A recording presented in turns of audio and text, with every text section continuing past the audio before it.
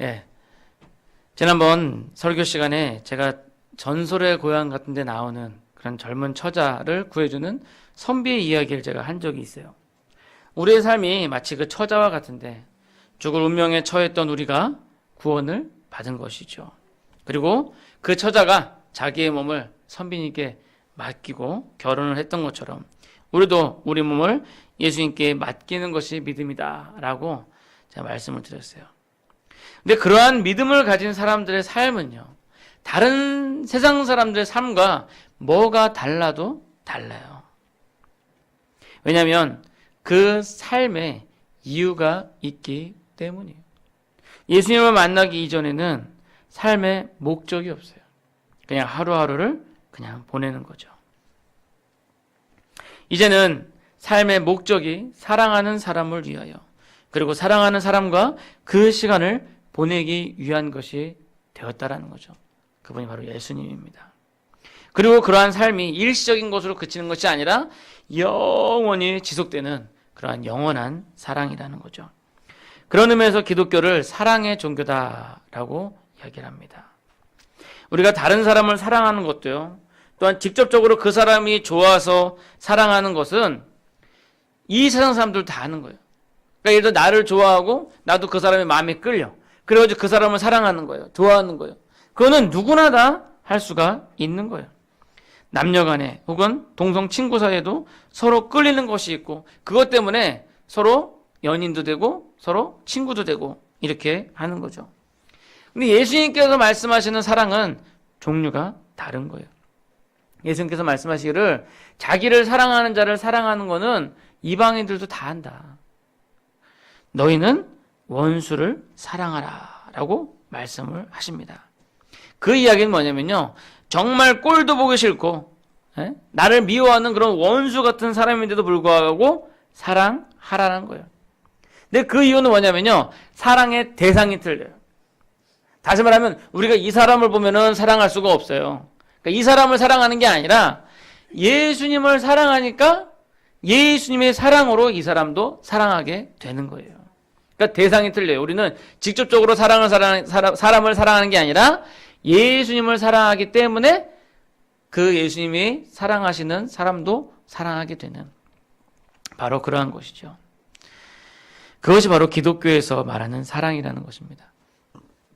사랑의 원자탄이라고 불리는 손양원 목사님의 경우에요, 자신의 사랑하는 두 아들을 죽인 공산당 청년을 자기의 양아들로 삼았어요.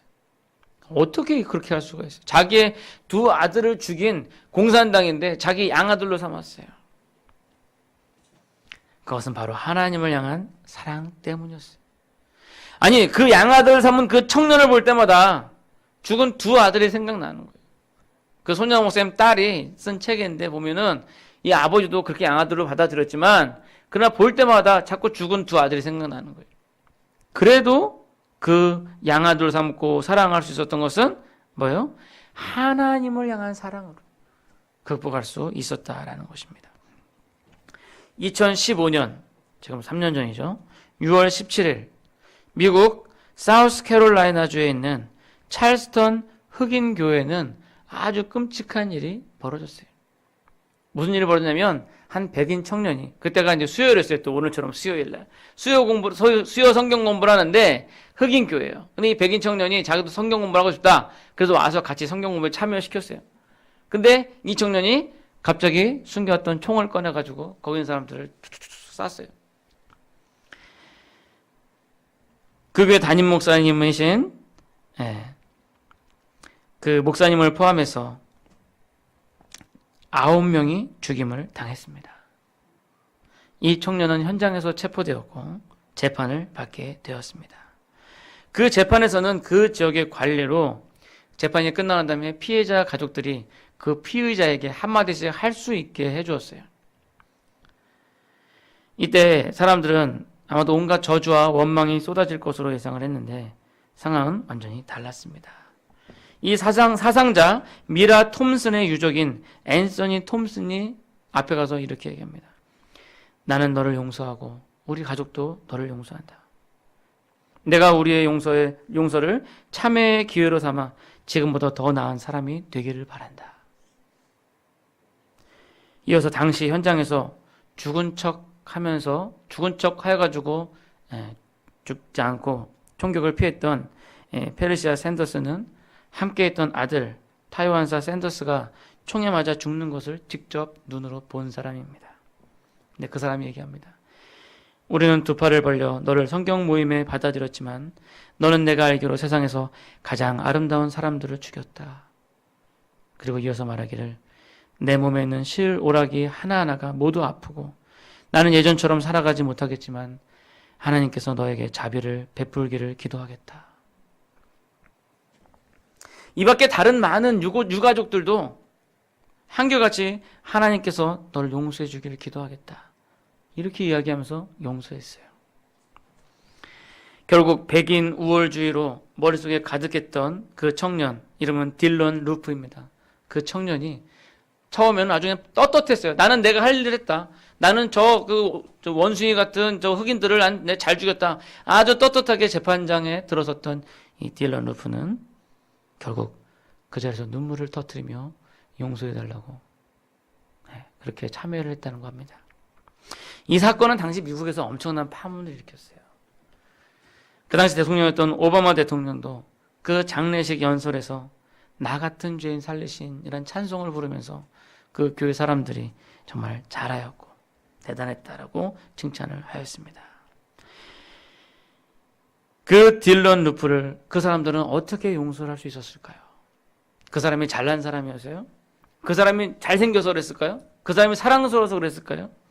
그들은 하나님을 사랑하는 사람들이었고 부활을 믿는 사람들이었기에 그렇게 용서할 수 있었던 것입니다. 결국 우리가 세상 사람들을 사랑하는 것이 그 사람들 잘나서가 아니라 뭐예요? 하나님의 큰 사랑을 받은 자로서 우리가 예수님을 사랑하니까 그 사랑으로 사랑할 수 있게 되었다라는 것입니다. 오늘 본문에 나오는 바울의 고백을 통해서 우리가 우리의 인생을 한번 돌이켜보면서 우리 삶에 있어서 가장 중요한 것이 무엇인가 한번 생각해 보시기 바랍니다. 자, 먼저로요. 첫 번째로 보시면 인생의 목적이 분명한 사람은요. 그 삶이 당당하다는 거예요. 오늘날 시대의 주류의 사람들은 그 인생의 목적이 불분명합니다. 지난번에 말씀드렸던 것처럼 왜 사냐고 물으신다면 죽지 못해서 살지. 그냥 살지. 다 그렇게 대답을 해요. 사실상 삶에 대해서 쉽게 대답하기도 참 어렵습니다. 그러나 믿는 사람들은요. 그것을 쉽게 대답할 수 있어요. 나를 창조하신, 나를 만들어주신, 나에게 생명을 부어주신 그 하나님의 뜻을 위해서 산다는 거죠. 아까 말씀드렸던 그 찰스턴 교회 교인들도 다 그러한 마음이었던 거예요. 나에게 생명을 주신 그 하나님을 위해서 산다. 오늘 바울이 고백하는 것도 내가 하는 것은 내 몸에서 그리스도께서 존귀하게 되려 함이니라. 우리의 삶의 목표가 우리 자신이 아니기에 더 가치가 있는 것입니다. 만약에 우리 자신에게 가치를 준다면요. 우리 생명이 다하게 될 때 그 가치는 사라져 버리게 되는 것이죠. 세상 물질과 명예도 마찬가지예요. 아무 쓸데 없는 거예요. 지금 당장은 유익할지 모릅니다. 먹고 사는데 유익하겠지만 그러나 결국 우리의 생명이 다하는 날 모두 다 포기해야 한다는 것이죠. 결국 우리의 인생에 있어서 최고의 가치는 짧은 이 생에서의 삶에 있어서의 유익한 것들이 아닌 영원한 하늘나라에서 아버지와 함께 보낼 그런 날들이라는 거죠. 이 소망을 가지시고 잠시 있다 사라질 이 생의 유익들로 인해서 정말 중요한 우리 생명의 이유를 잊어버리는 그런 잘못을 범하지 마시기 바랍니다.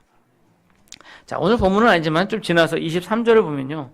바울은 자신이 삶과 죽음 사이에 끼어 있다라고 고백을 해요.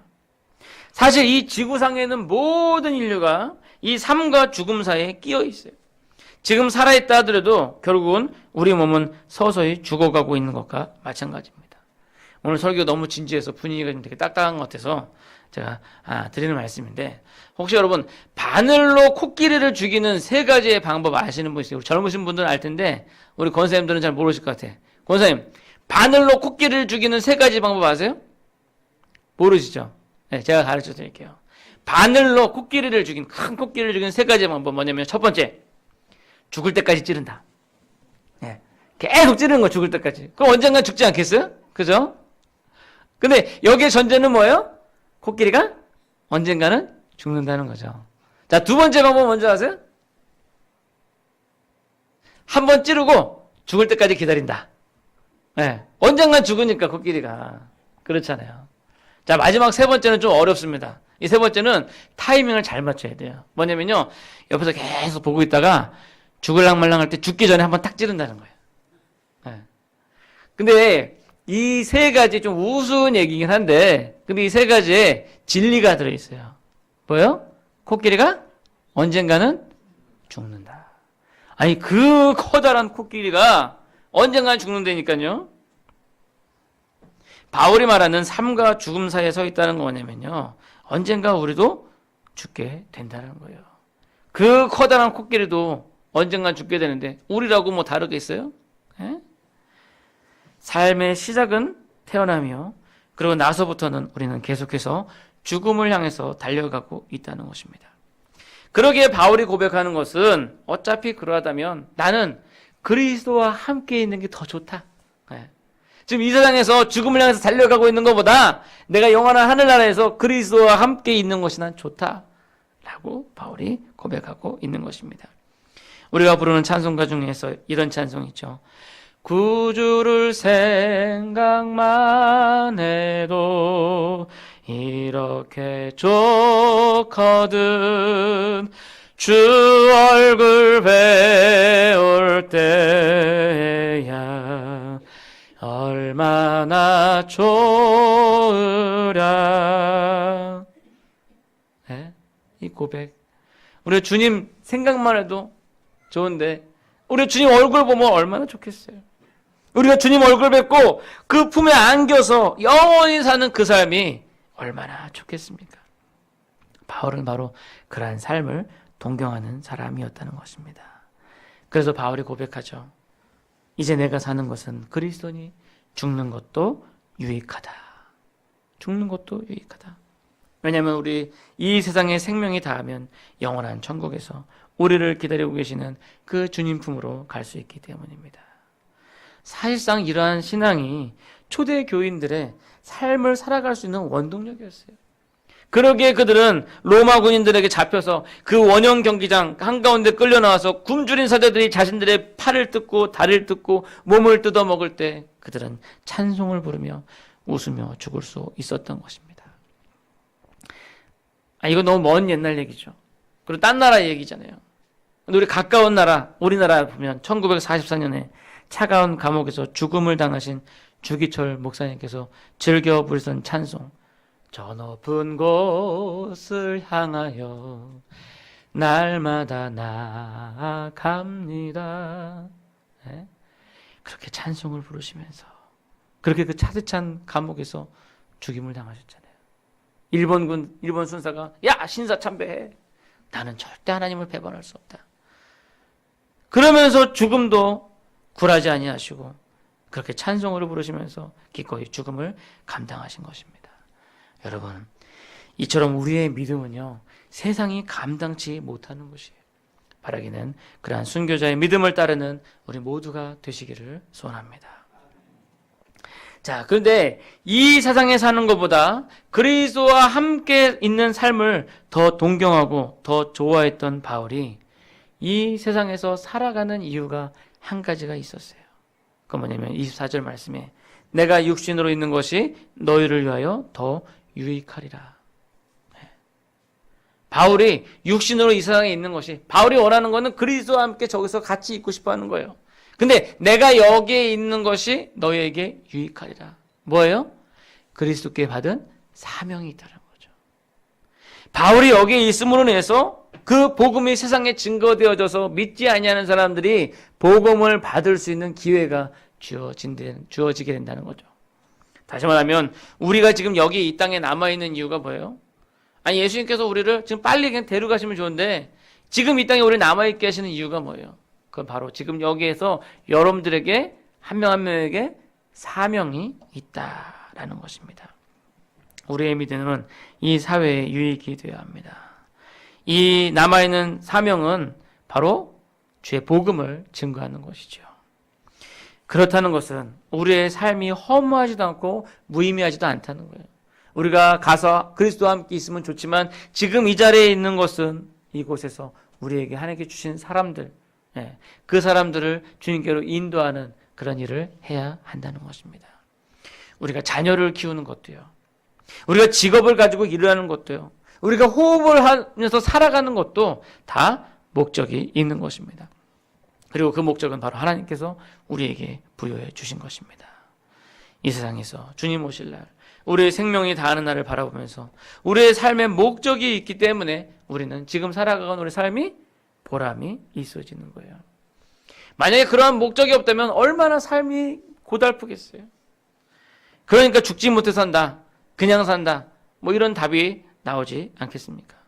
바라기는 여러분들의 지금 삶의 순간순간을 소중하게 여기시고 그 목적을 바라보시면서 하나님께서 여러분들에게 주신 사명, 지금 여러분들이 있는 그 자리 하나님께서 예비하신 곳이에요. 여러분들이 지금 있는 그 가정 하나님께서 예비하신 곳입니다. 그것을 주님께 주신 그 사명을 감당하시기 바랍니다. 이것이 뭐 저 같은 목회자나 또는 오지에 있는 선교사님들이나 그런 분들에게만 주어지는 게 아니에요. 바로 예수 그리스도를 구주로 고백하는 모든 성도들에게 주어졌다는 것입니다.